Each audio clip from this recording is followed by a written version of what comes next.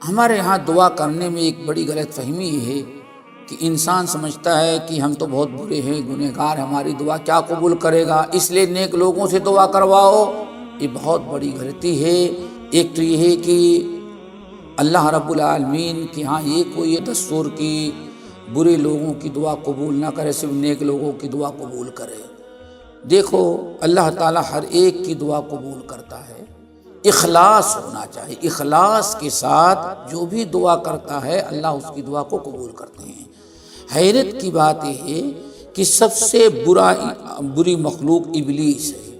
ابلیس نے رب سے دعا مانگی تو رب نے اس کی دعا کو قبول کر لیا، کہا فَأَنذِرْنِی إِلَىٰ یَوْمِ یُبْعَثُونَ، اللہ ہم کو مہلت دے دے قیامت تک کے لیے۔ اللہ نے سمجھا فَإِنَّکَ مِنَ الْمُنذَرِینَ۔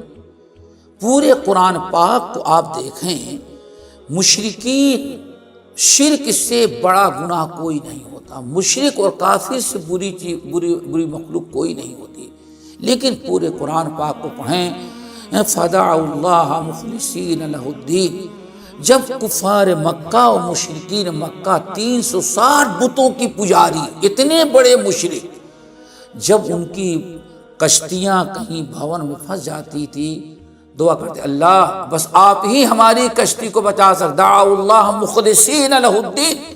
اس موقع پر سارے اپنے بابا، سارے وسیلے کو چھوڑ کر کے ڈائریکٹ کس کو پکارتے تھے؟ اللہ تعالیٰ سے۔ اللہ تعالیٰ ان کی دعا کو قبول کرتا۔ اللہ فرماتے میں ان کی کشتی کو، دعا کو قبول کر کے کشتی کو کنارے لگا دیا، فلما نجاہم، اور جب بچ کر کے باہر چلے گئے تو پھر دوبارہ شرک کرنے لگے۔ اللہ فرماتے پہلے بھی شرک کر رہا تھا اور اللہ کو معلوم ہے کہ ہاں بچا دیں گے، اذا ہم یشرکون، پھر بھی شرک کرے گا وہ، لیکن بیچ میں مصیبت میں پکارا تو اللہ نے اس کافر و مشرک کی بھی دعا قبول کر لی۔ تو دعا اللہ تعالیٰ ہر ایک کی قبول کرتا ہے۔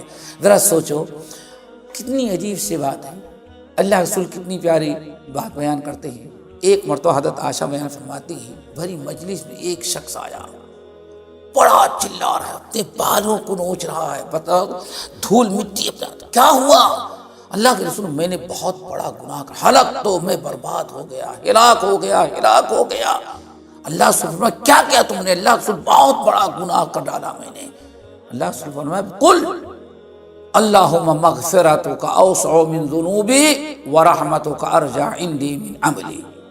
پھر قل، کہو اس دعا کو، اللہم مغفرتک اوسع من ذنوبی ورحمتک ارجع عندی من عملی۔ اور قل، پھر تیسری مرتبہ کہو، اللہم مغفرتک اوسع من ذنوبی ورحمتک ارجع عندی من عملی۔ کیا ترجمہ ہے؟ اللہ ہم نے بہت گناہ کیا، بہت گنہگار ہیں، لیکن تیری مغفرت کے سامنے میرا گناہ تو کچھ بھی نہیں ہے۔ وَرَحْمَتَكَ أَرْجَعُ عِنْدِي مِنْ عَمْلِي، اللہ میں اپنے عمل پر اتنی امید نہیں جتنا آپ کی رحمتوں پر امید رکھا ہوں۔ اللہ سن 3 مرتبہ پڑھ، جا تیرے گناہوں کو اللہ نے معاف کر دیا۔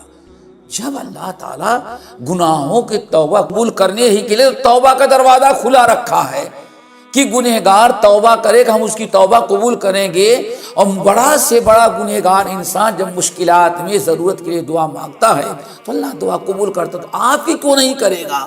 جب مشرکین مکہ کی ابلیس کی کافروں کی کیا کرتا ہے مصیبت میں، تو آپ مصیبت میں رہیں گے تو آپ کی دعا کیوں نہیں قبول کرے گا؟ ایک تو یہ کتاب و سنت کے خلاف ہے۔ نمبر 2 جو بڑی اہم چیز ہے وہ یہ، اللہ تعالیٰ کے متعلق بدگمانی گناہ کبیرہ ہے۔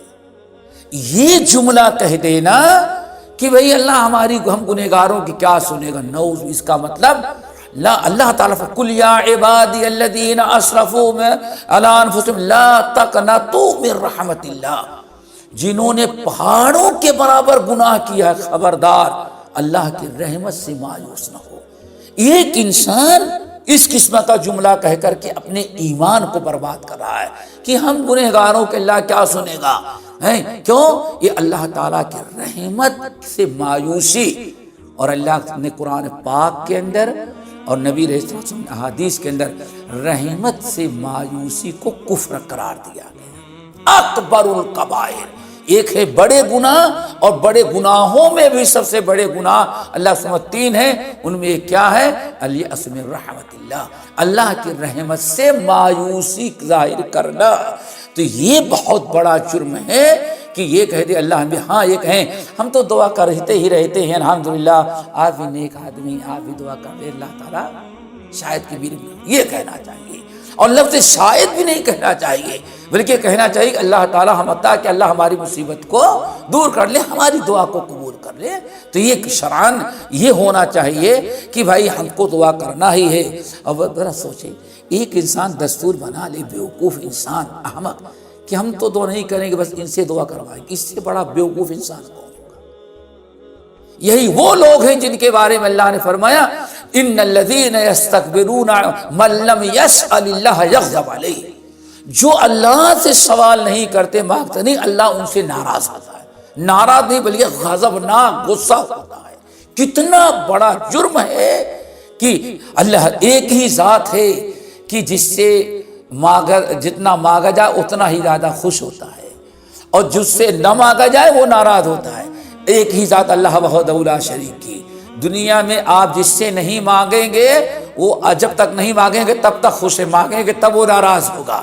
دینے والا 2 مرتبہ 3 مرتبہ دے گا، چوتھی مرتبہ مانگو گے تو جان چھڑائے گا۔ لیکن اللہ تعالیٰ کا نظام کیا ہے کہ جتنا بندہ زیادہ مانگتا ہے، جتنا ضد کر کے اللہ تعالیٰ کے ساتھ ضد کر، اللہ ہم کو یہ چیز چاہیے ہی، اللہ میری دعا قبول کر، اللہ تعالیٰ اتنا ہی زیادہ خوش ہو کہ انسان اللہ کے رحمت سے مایوس نہ ہو۔ یہ ہماری یہ دعا کیا سنے گا؟ یہ مایوسی ہے اور انسان کو کفر پہنچا دیتی ہے۔ اس لیے اپنے سے دعا مانگیں، اور اپنے سے دعا مانگنے کے ساتھ ساتھ لوگوں سے بھی دعا کروائیں۔ کوئی بتا کا کوئی حرج نہیں ہے، شریعت سے منع نہیں کیا ہے، لیکن برا یہ ہے کہ آپ خود نہ مانگیں، صرف غیروں ہی سے دعا منگواتے ہیں۔ اس کا مطلب کہ آپ کو ضرورت ہی نہیں، اللہ تعالیٰ تب رجوع کرنا ہی نہیں چاہتے، جبکہ اللہ تعالیٰ ادعوا اللہ، جبکہ دعا مانگنے کا ہم کو حکم دیا گیا ہے کہ دعا مانگو۔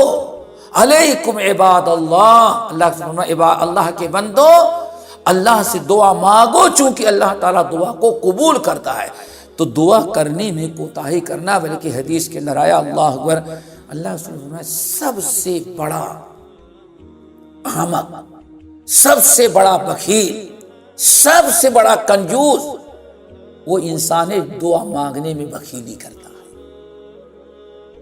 سب سے بڑا عاجز احمق وہ ہے جو اللہ تعالیٰ سے دعا کرنے میں کوتاہی کرتا ہے۔ اللہ تعالیٰ ہم سب لوگوں کو صراط مستقیم پر رکھے۔ باقی انشاءاللہ آئندہ اقول قولی ھذا واستغفر اللہ من کل ذنب واتوب الیہ۔ سبسکرائب کیجئے ہمارے چینل اور دبائیے بیل کا آئیکن تاکہ آپ کو ریگولر نوٹیفیکیشن اپڈیٹس مل سکے۔